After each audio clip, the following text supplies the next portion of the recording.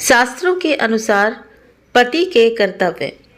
धर्म और संस्कृति के अनुसार एक आदर्श पति को वचनबद्धता, सच्चाई, ईमानदारी, संवेदनशीलता, सहानुभूति, त्याग, स्वाभिमान और सम्मान जैसी गुणों से युक्त होना चाहिए।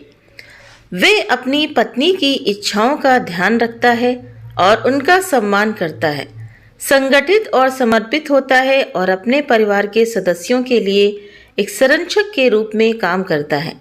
आइए जानते हैं शास्त्रों में पुरुष पति के संबंध में क्या कहा गया है। अथर्ववेद के अनुसार पति को ऐसा मधुर और स्नेही होना चाहिए कि पत्नी उसे हमेशा समर्पित रूप से प्यार करे। स्कंद पुराण के अनुसार जिस कुल में स्त्री से पति और पति से स्त्री संतुष्ट रहती है, उस कुल में अवश्य ही सर्वदा कल्याण मंगल होता है। अथर्ववेद के अनुसार पति को अनुशासित जीवन जीना चाहिए और अपने वैवाहिक जीवन को सुलभ बनाए रखने के लिए धन कमाने में सक्षम होना चाहिए। मनुस्मृति के अनुसार मनुष्य को प्रयत्नपूर्वक स्त्री की रक्षा करनी चाहिए। स्त्री की रक्षा होने से संतान, आचरण, कुल, आत्मा और धर्म इन सब की रक्षा होती है। पद्म पुराण के अनुसार राजा अपनी प्रजा के, गुरु अपने शिष्य के, पति अपनी पत्नी के तथा पिता अपने पुत्र के पाप और पुण्य का छठा अंश प्राप्त कर लेता है। अथर्ववेद के अनुसार सदैव अनुशासित रहना और जीवन में पवित्रता बनाए रखना हमेशा एक आदर्श पति के मन में होना चाहिए। महाभारत के अनुसार पुरुष की बाईं जांघ पर पत्नी के बैठने का स्थान और दाईं जांघ पर पुत्र पुत्री तथा पुत्र वधू के बैठने का स्थान है। शुक्र नीति के अनुसार किसी पुरुष का अपने बालक या स्त्री को अत्यंत लाड़ प्यार करना या अधिक ताड़ना करना उचित नहीं है। प्रत्युत उसको क्रमशः विद्याभ्यास तथा गृह कार्यों में नियुक्त करना चाहिए। ब्रह्म पुराण के अनुसार जो पुरुष दूसरों की धरोहर हड़प लेते हैं, रत्नों की चोरी करते हैं तथा पितरों का श्राद्ध कर्म छोड़ देते हैं, उनके वंश की वृद्धि नहीं होती। अथर्ववेद के अनुसार एक पति को अपनी पत्नी के प्रति हमेशा प्यार, देखभाल और स्नेह दिखाना चाहिए। दुख और कठिनाई की स्थिति में भी उसे कभी भी अपनी पत्नी के प्रति असभ्य या बुरा व्यवहार नहीं करना चाहिए। शुक्र नीति के अनुसार अपनी प्रिया स्त्री के कहने मात्र से ही माता, पुत्र, वधू, भाई की पत्नी या सौत के अपराध को बिना स्वयं अनुभव किए सत्य नहीं समझना चाहिए। वामन पुराण के अनुसार किसी भी पुरुष को पराई स्त्री, अपनी बहन, बेटी अथवा माता के साथ कभी भी एकांत में नहीं बैठना चाहिए, न रहना चाहिए। कारण है कि बलवान इंद्रियां समूह विद्वान को भी अपने वश में कर लेती हैं। वशिष्ठ स्मृति के अनुसार तेजस्वी संतान चाहने वाले पुरुष को स्त्री के साथ एक पात्र में भोजन नहीं करना चाहिए। स्त्री को भोजन करते हुए, छींकते हुए, जमाई लेते हुए तथा आसन पर बैठे रहने की अवस्था में नहीं देखना चाहिए। अथर्ववेद के अनुसार पति को अपनी पत्नी से कोई भी बात छुपाकर नहीं रखनी चाहिए। संबंधों में पारदर्शिता बनाए रखना उनका पूर्व कर्तव्य है। विष्णु पुराण के अनुसार अष्टमी, चतुर्दशी, अमावस्या, पूर्णिमा और सूर्य की संक्रांति इन दिनों में स्त्री संग करने वाले पुरुष को नीच योनि तथा नरक की प्राप्ति होती है। ब्रह्मवर्त पुराण के अनुसार दिन में और दोनों संध्याओं के समय जो पुरुष स्त्री से सहवास करता है वो कई जन्मों तक रोगी और दरिद्र होता है। प्रक्षोपनिषद के अनुसार दिन में स्त्री समागम पुरुष के लिए बड़ा भारी आयु का नाशक माना गया है। सशुत्र संहिता के अनुसार रजस्वला स्त्री के साथ संभोग करने से पुरुष की बुद्धि, तेज, बल, नेत्र शक्ति और आयु क्षीण हो जाती है। महाभारत के अनुसार जो पुरुष रजस्वला स्त्री के साथ सहवास करता है उसे ब्रह्म हत्या लगती है तथा वो नरक में जाता है।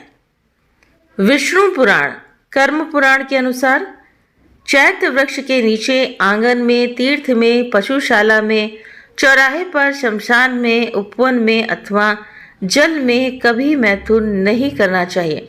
विष्णु पुराण के अनुसार पूर्व दिनों में अष्टमी, चतुर्दशी, अमावस्या, पूर्णिमा, संक्रांति में स्त्री संग करने से धन की हानि होती है।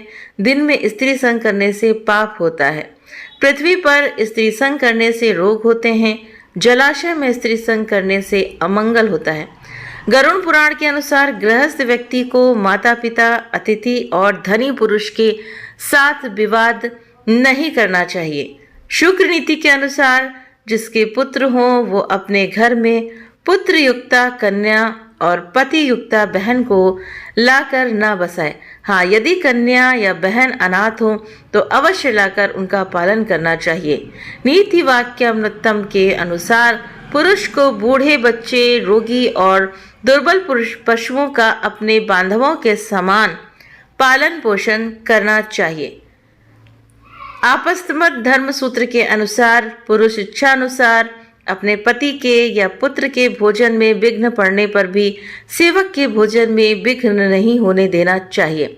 महाभारत के अनुसार गृहस्थ पुरुष को घर में अतिथियों के लिए, पोष्य वर्ग के लिए, स्वजनों के लिए और नौकरों के लिए एक सा भोजन बनवाना श्रेष्ठ माना गया है। नरसिंह पुराण के अनुसार अतिथि, सुहासिनी, विवाहिता कन्या, कुमारी कन्या, गर्भिणी स्त्री तथा रोगी, वृद्ध एवं बालकों को पहले भोजन कराने के बाद ही गृहस्थ पुरुष को स्वयं भोजन करना चाहिए। चाणक्य नीति के अनुसार मनुष्य को 5 वर्ष तक पुत्र का प्यार से पालन करना चाहिए, 10 वर्ष तक उसे अनुशासित रखना चाहिए और 16 वर्ष की अवस्था प्राप्त होने पर उसके साथ मित्र की तरह व्यवहार करना चाहिए। स्कंद पुराण के अनुसार यदि किसी ने स्त्री से बलात्कार पूर्वक भोग कर लिया हो अथवा वो चोर के हाथ में पड़ गई हो तो भी पुरुष को अपनी स्त्री का परित्याग नहीं करना चाहिए। उसके त्याग का विधान नहीं है। ऋतुकाल आने पर वो शुद्ध हो जाती है, ऐसा हमारे पुराणों में कहा गया है। गरुड़ पुराण के अनुसार यदि मनुष्य किसी के साथ शाश्वत प्रेम करना चाहता है तो उसे उसके साथ धूर्त अर्थ व्यवहार, धन का लेन देन और परोक्ष रूप से उसकी स्त्री को देखना, इन 3 दोषों का परित्याग कर देना चाहिए। वशिष्ठ स्मृति के अनुसार जो पुरुष अपनी निर्दोष तथा सुशीला पत्नी को युवावस्था में छोड़ देता है वो 7 जन्मों तक स्त्री होता है और बार बार वैधव प्राप्त करता है।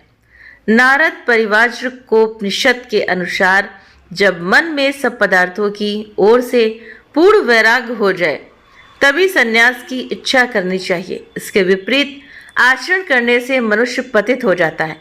वैराग्यवान पुरुष संन्यास ग्रहण करे और रागवान पुरुष घर पर ही निवास करे। जो मन के राग होते हुए भी संन्यास ग्रहण करता है वो द्विजों में अधम है तथा उसे नरक में कठोर दंड की प्राप्ति होती है।